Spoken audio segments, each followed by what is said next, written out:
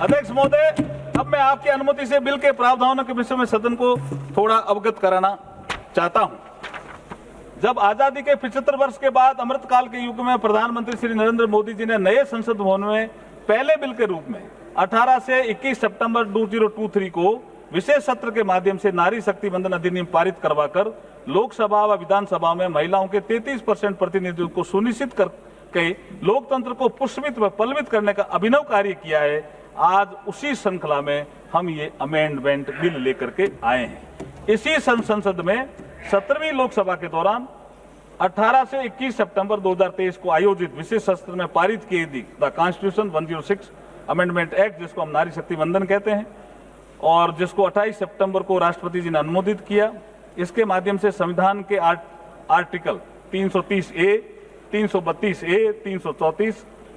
ए को इंसर्ट किया गया था तथा आर्टिकल 239 AA में अमेंडमेंट किया गया था ताकि लोकसभा व राज्य विधानसभाओं तथा एनसीटी दिल्ली की असेंबली में भी लगभग 1/3 सीटें नारी शक्ति के लिए आरक्षित की जा सके। इस संबंध में सदन में चर्चा के दौरान विपक्ष में अन्य दलों के नेताओं ने अनुरोध किया था कि इस वुमेन रिजर्वेशन बिल का क्रियान्वयन जल्दी से जल्दी किया जाए। हालांकि जो प्रोविजन 2023 के संविधान संशोधन में किए गए थे उसके अनुसार ये महिला आरक्षण तभी ऑपरेटिव होना प्रस्तावित था जब इस एक्ट के लागू होने के बाद पहली रिलेवेंट सेंसस 2026 की जनगणना के आधार पर डिलिमिटेशन एक्सरसाइज को पूरा किया जाए।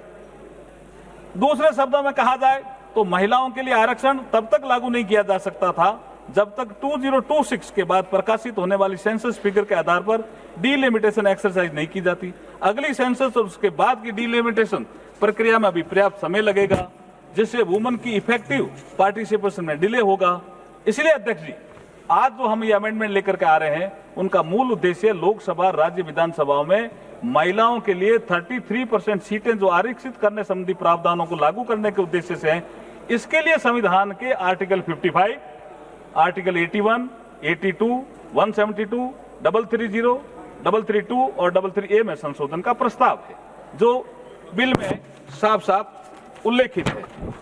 The constitution 106 amendment act 2023 Lok Sabha तथा विधानसभा महिलाओं के लिए लगभग 1 सीटों का रिजर्वेशन, जिसमें SC/ST भी शामिल हैं, प्रदान किया गया है। ये उल्लेखनीय है कि सरकार का उद्देश्य महिलाओं के लिए आरक्षित सीटों का वर्तमान में उपलब्ध सीटों के अतिरिक्त इन एडिशन टू और ओवर एंड अबव रखना है, न कि वर्तमान एलोकेशन ऑफ सीट को प्रभावित करना। यहाँ यह भी उल्लेखनीय है कि महिला सीटों हेतु किया जा रहा आरक्षण हॉरिजेंटल यानी कुल सीटों में से 33% होने के साथ साथ वर्टिकल भी है, अर्थात SC और ST के लिए रिजर्व सीटों में भी 33% सीटें महिलाओं की भागीदारी सुनिश्चित करेगा। पूरे देश में एक समान और न्याय संगत तरीके से महिलाओं के लिए 1/3 सीटों के रिजर्वेशन को प्रभावी बनाने के लिए ये आवश्यक होगा कि लोकसभा में वर्तमान सीटों के अतिरिक्त कुल सीटों की संख्या में समान रूप से 50%